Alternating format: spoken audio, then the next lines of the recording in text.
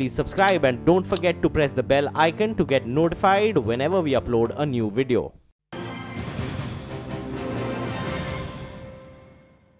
Hello and welcome to the CNBC TV18 special. I'm Shireen Bhan. The headlines that we've been focusing on come in from the World Bank's Ease of Doing Business Index, where India has jumped 30 places to come in at number 100. To discuss that and the World Bank's many other initiatives in India as well as the global economy 100. To discuss that and the World Bank's many other initiatives in India as well as the global economy, joining us today is the CEO of the World Bank, Kristalina Georgieva. Thank you very much for joining us here on CNBC TV18. Let me start by asking you about your meeting with the Prime Minister this morning. Of course, the ease of doing business is the big headline, and the government clearly enthused by this year's report. There was disappointment about last year's report. What was his reaction and what was the conversation about? It was a very constructive, forward-looking conversation. I am extremely pleased to see a commitment for reforms to continue. India has done very well. For a cricket-loving nation to hit a century yes. is fantastic.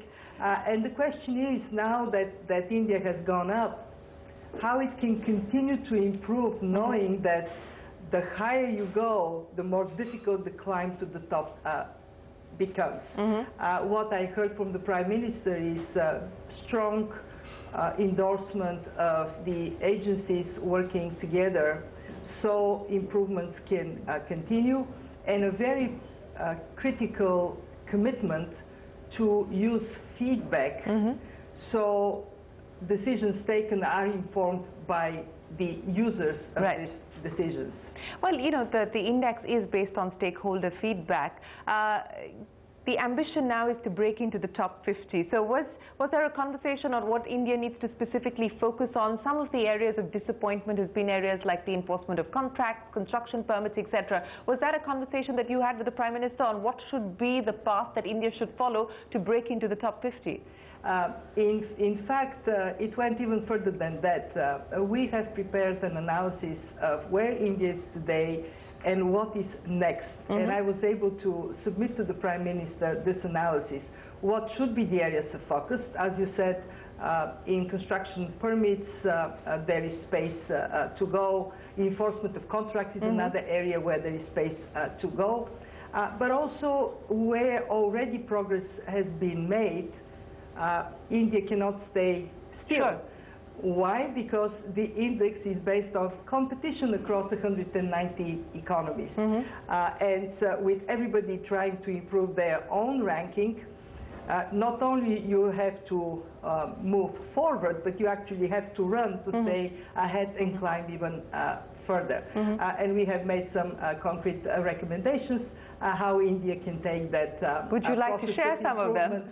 Let's leave it to the teams to work it out. It is really India's effort, and it is important that those who are going to carry forward work are those that are fully convinced and embracing these recommendations. Outside of the parameters that you look at for the Ease of Doing Business Index, were there any other specific concerns that were raised in your conversation with the Prime Minister about the reform agenda in India, about growth, for instance? What we had discussed was mostly around how India can continue to implement complex reforms in a manner that is built on experience from other places. And this is what the bank is good at, to provide evidence of what works, what doesn't work, so countries can take it into consideration. My impression is that the Prime Minister is particularly keen to see investing in the Indian skills and capabilities, and that is an area of enhanced cooperation between the World Bank and our member states. Why? Because what we see is with technology changing very rapidly, the whole underpinning learning has to also change. We just issued our World Development Report on education. Very simply, it says there is a learning crisis in the world. Kids go to school, but not necessarily they learn. And when they learn, these may not be the skills that are needed in the economy. So how to enhance skills is very critical, and I'm pleased to tell your viewers that India is not only concentrating very much on skills, but also offering its own experience to other countries. We had African countries in India this week, learning from India how they can improve vocational training, how they can gear up for this new world where structural changes in the economy are coming much faster. Since you're talking about the threat of automation, the impact of artificial intelligence on sectors like manufacturing, etc., you know, we're talking about smart manufacturing. What will that mean in terms of jobs, not just for India, but for the global economy? What's your own prognosis? Well, what we see is that in the next decade or so, there would be 600 million new entrants in the labor market. About 2/3 of them are in developing countries. So we have to understand what is best job creator in the developing world. Traditionally, it would have been manufacturing moving from high labor cost to low labor cost destinations. But with 3D printing, with the advancements in technology, is this really going to be the case? So where we are concentrating our attention are areas like agriculture and food production, so that there can be as much as possible deployment of labor in these areas. We are looking at services, we are looking at the capabilities to see advancements in technology and seize the momentum. One area inevitably is going to be related to climate change. Here, India has a very good track record concentrating on solar. We also have to look at the impact of climate change. And I can see many jobs in the future being related to adaptation and reducing climate risk, reducing vulnerability to climate change. Those who seize these opportunities, see these new trends, would be the countries to succeed. And of course, we don't really know what new would be coming in the job market. So you have to create not learning in the traditional sense of knowing, but learning how to learn. Adaptability is going to be the most important competitive advantage in the next decade. You know, you talked about skills being a focus area where the World Bank is going to work with the Indian government. Water is one of the other crucial areas that the World Bank has expressed its intent and in the past has engaged with India. Where do things stand as far as the water engagement is concerned, and an update, perhaps any conversation with the Prime Minister, even on the Ganga project? The Ganga project is a priority for the Prime Minister. And what we see is that we are finally moving forward our investment program. We now have some $500 million committed in investments that would take place, particularly for water treatment in cities that are now putting pollution in the Ganga River. In Europe, we have learned through experience that a cleanup of a river is a very complex undertaking. The rain, just the first phase of cleanup took 20 years and $40 billion. So we have to have the perseverance to pursue the cleanup and understand that it would take a contribution not just of the World Bank and our expertise, but primarily of a mindset change of those who live and benefit from the river. So will there be more coming from the World Bank towards this project? Certainly, and I'm very pleased to see this traction in the project now, to see this $500 million on its way to deliver cleanup results.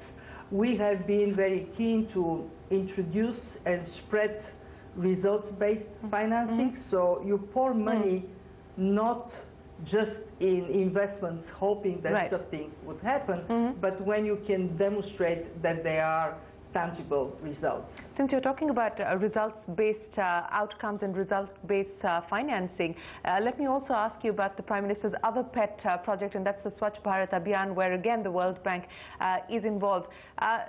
You held back the funding on account of third-party validation that you were seeking from India. Where do things stand on that front? Well, we have a breakthrough.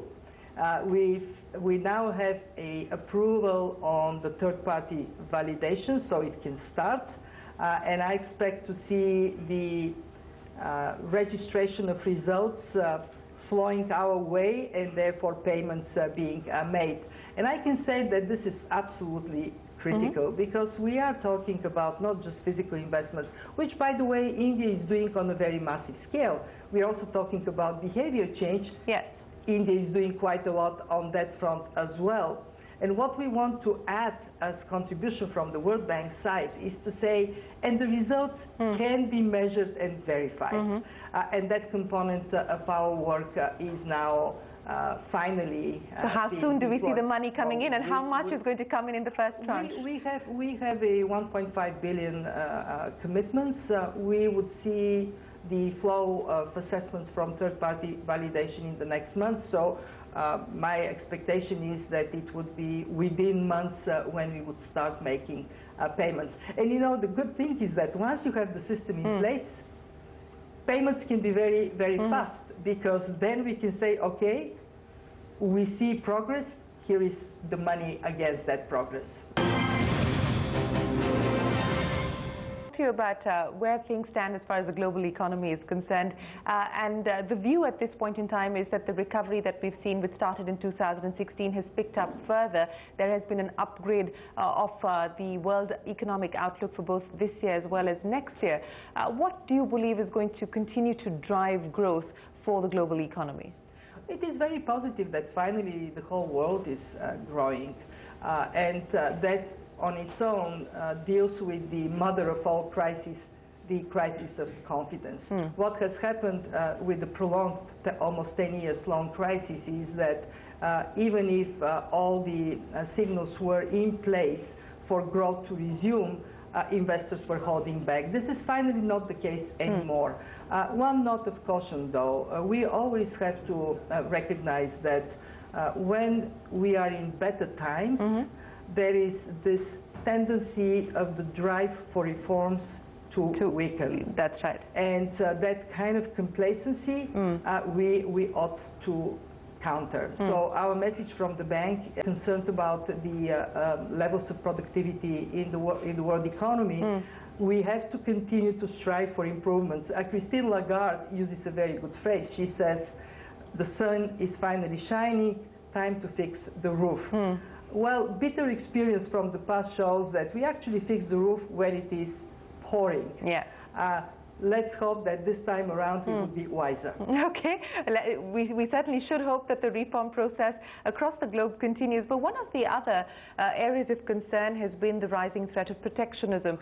Since you talked about Christine Lagarde, the IMF in its latest report says that while the threat of protectionism continues to be on the horizon, it has receded in comparison to where things were in 2016. Would you A, agree with that point of view, and B, how do you see it progressing? I very much agree with that, and we see that this receding of the threat of protectionism actually comes with the upswing in the world economy, which we know from experience is always being accelerated when nations trade with each other. So more growth now means more trade, and more trade hopefully would generate better prospects for growth.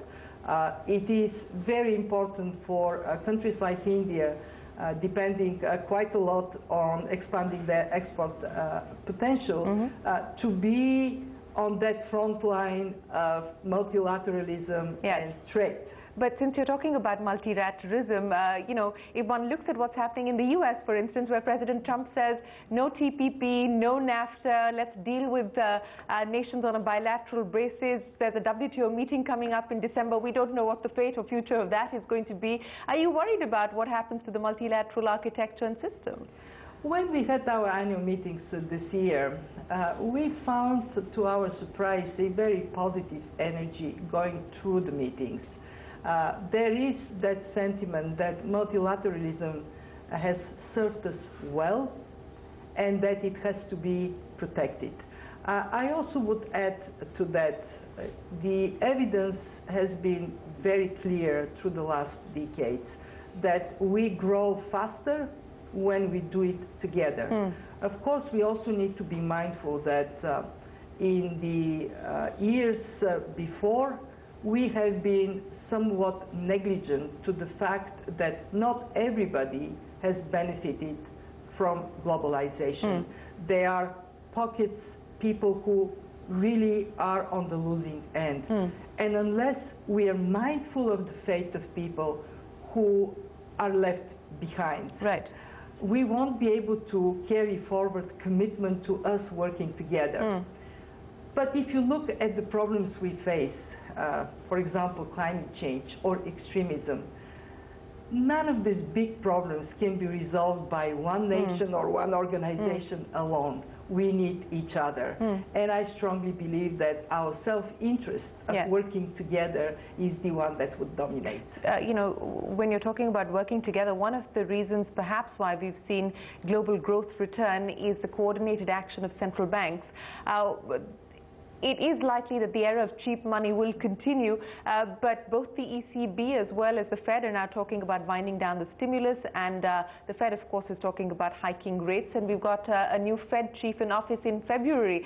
So what's your take on where interest rates are headed and what that could do as far as flows to emerging markets are concerned? Well, provided growth remains on this trajectory, there would be a gradual correction in interest rates.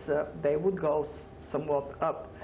I don't expect this to happen anytime soon. It would be very cautious because we all know that while the world economy has improved, there are still risks and that we do not want to push this recovery backward. So I don't expect any rapid moves.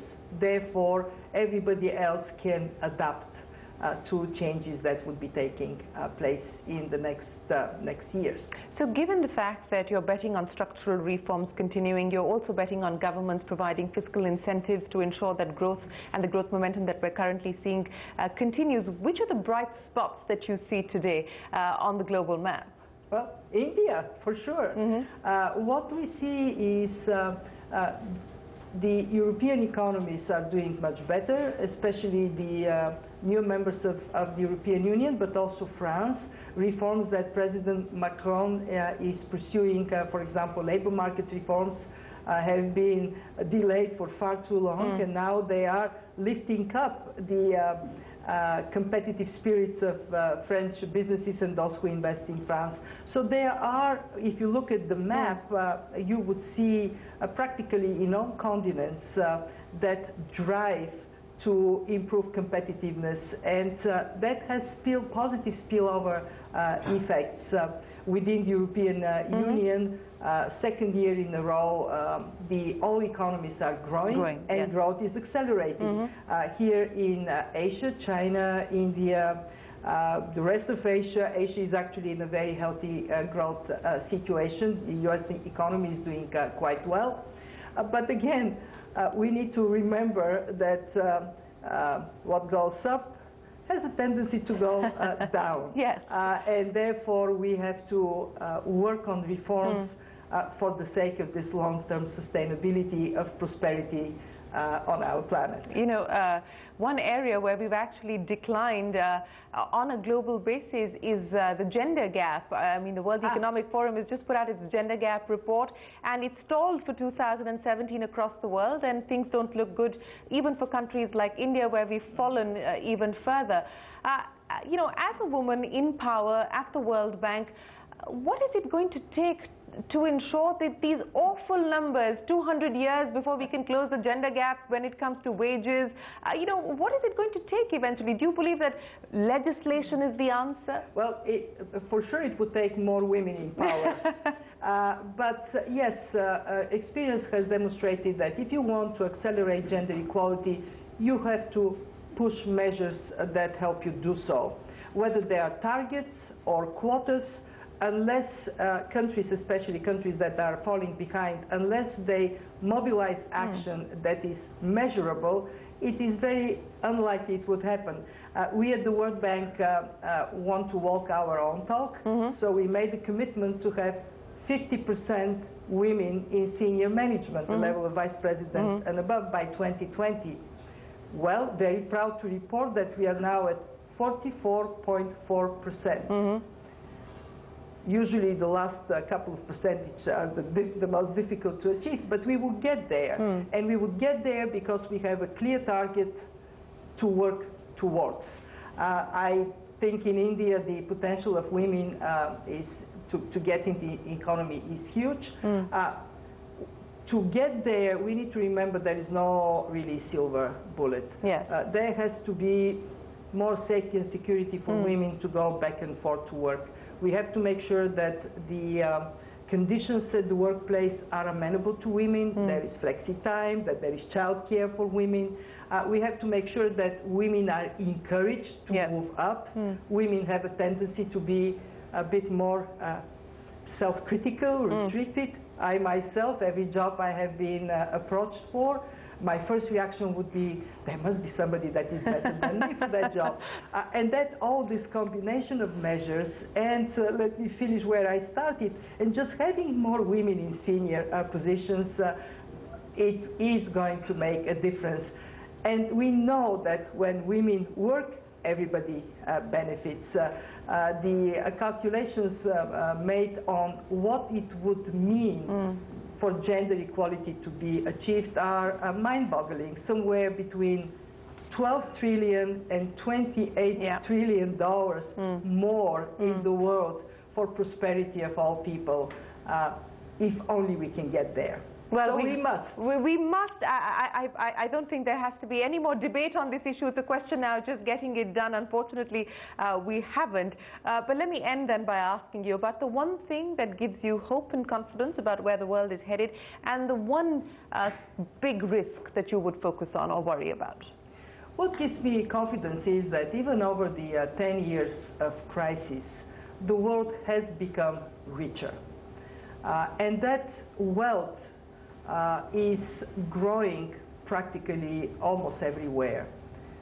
The biggest risk I see is that there is a part of the world that is falling behind and even further behind. These are countries where extreme poverty is growing, either because of conflicts or natural disasters or very high population growth or very bad governance. Yes. And this we cannot ignore because it is morally wrong, but also because instability somewhere else affects the stability of the whole world. So that dedication and focus on countries and people left furthest behind, also on people left behind within nations that are doing better. We need that. Without more equality within countries and across the world, it would be difficult to sustain our strive for more prosperity. Well, we hope that we do see more prosperity. Always a pleasure. Thank you very much for joining us here on CNBC TV18, and we hope you have a great trip here. Thanks very much for joining us. Thank you. Well, with that, it is time for us to wrap up the CNBC TV18 special from all of us here. Goodbye. Many thanks for watching.